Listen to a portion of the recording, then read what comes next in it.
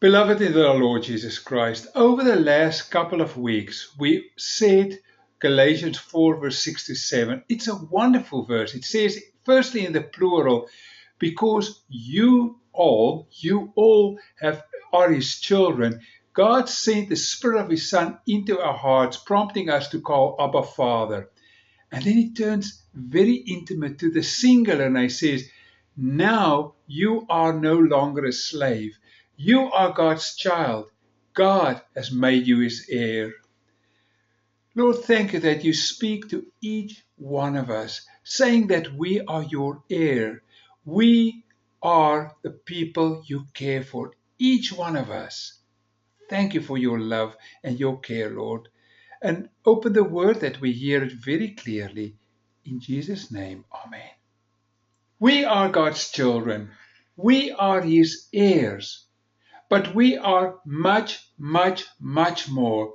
We can call him Abba Father. That is profound. We find Abba Father 3 times in the Bible. Firstly, it is used in Mark 14, verse 6, the night before Jesus' death. He falls on his knees in pure anguish and he prays, Abba Father, everything is possible to you. Take this cup from me. Not what I will, but your will be done. And then twice more, the Holy Spirit prompts us to call God Abba Father.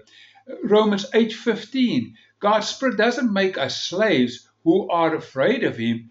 No, we receive the Spirit who made us God's children, prompting us to call out Abba Father. And Galatians 4:6, because we are his children, God has sent the Spirit of his Son into our hearts, prompting us to call out, Abba Father. Now, what does Abba Father mean? Abba is an Aramaic term of endearment for one's father, to express love and affection and deep respect.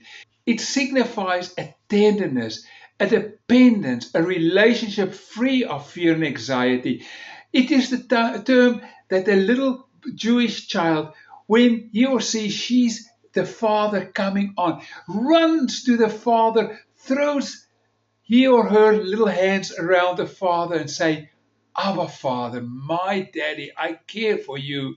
Abba was in common usage in the first century in our Lord's time for children addressing their parents.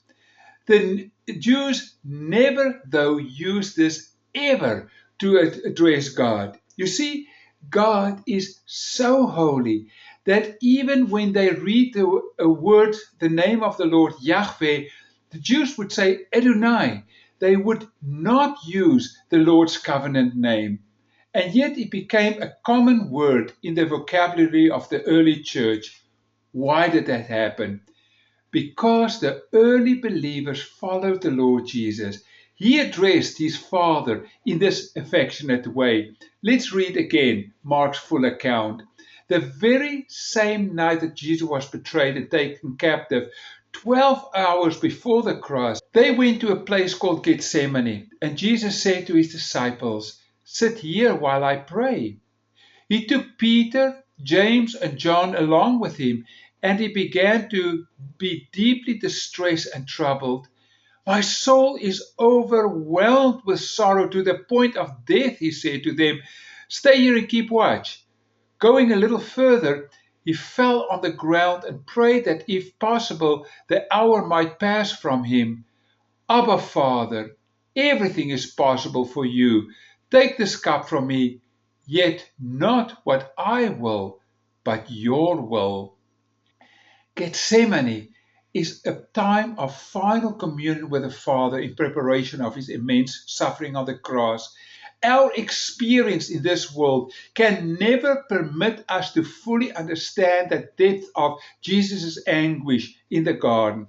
His knowledge of the suffering and the sensitivity of spirit take his anguish deeper than we can ever know. Before the time he knew what was coming in the mockery and the spitting in his face and the scourging so severe that many, many people would die under it, he understood the cross.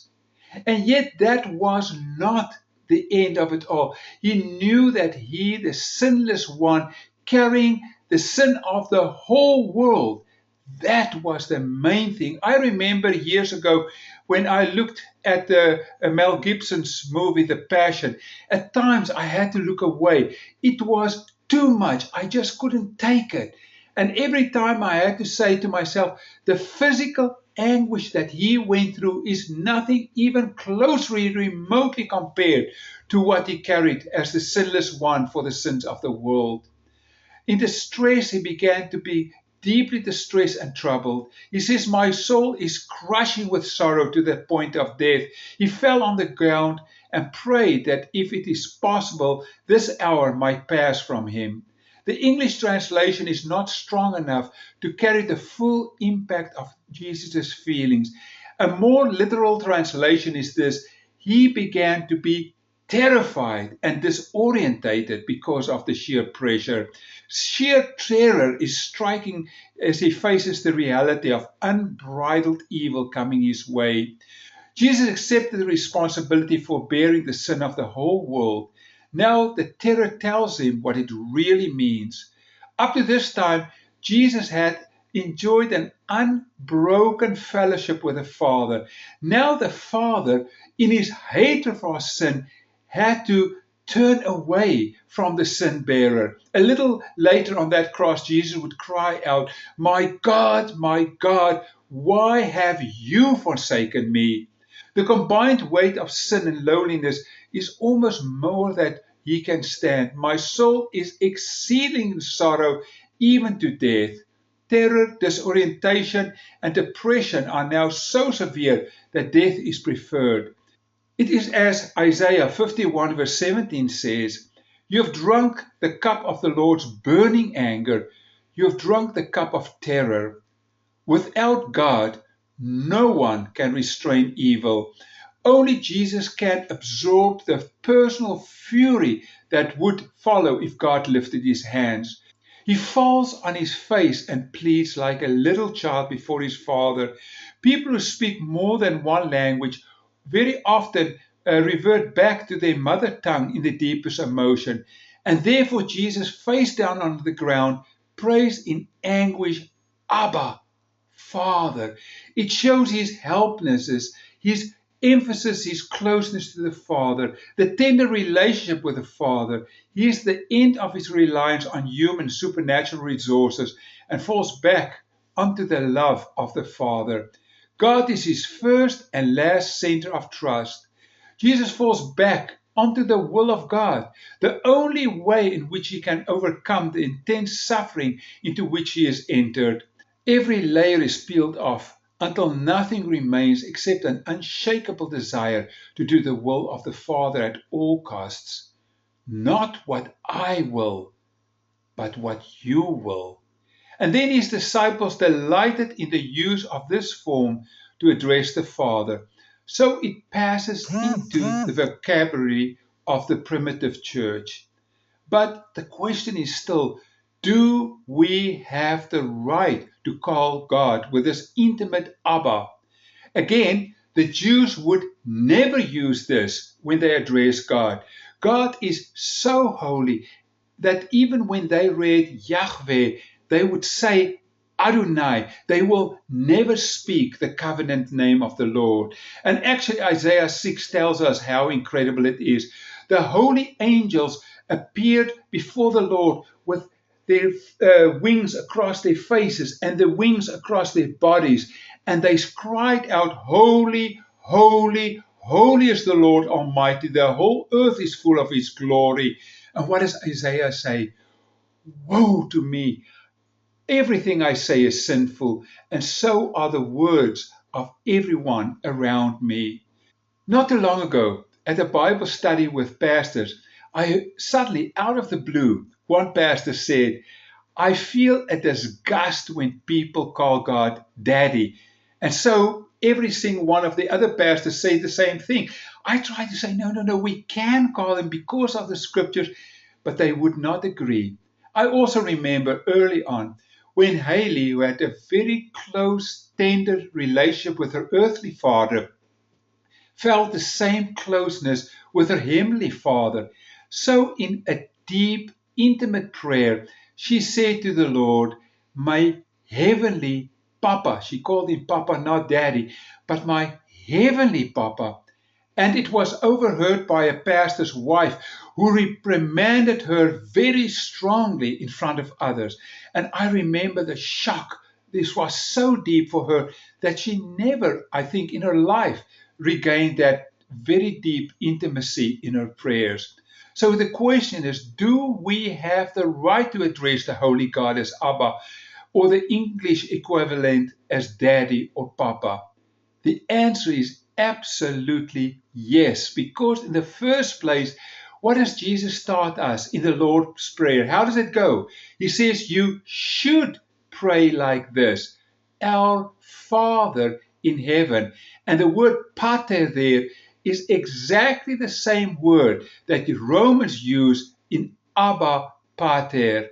So it is exactly the same word. Jesus himself says you should pray that.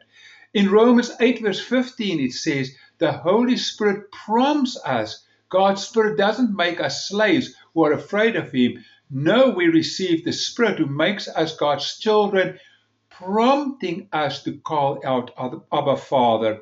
And Galatians 4:6, because we are his children, God has sent the Spirit of his Son into our hearts, prompting us to call out Abba Father.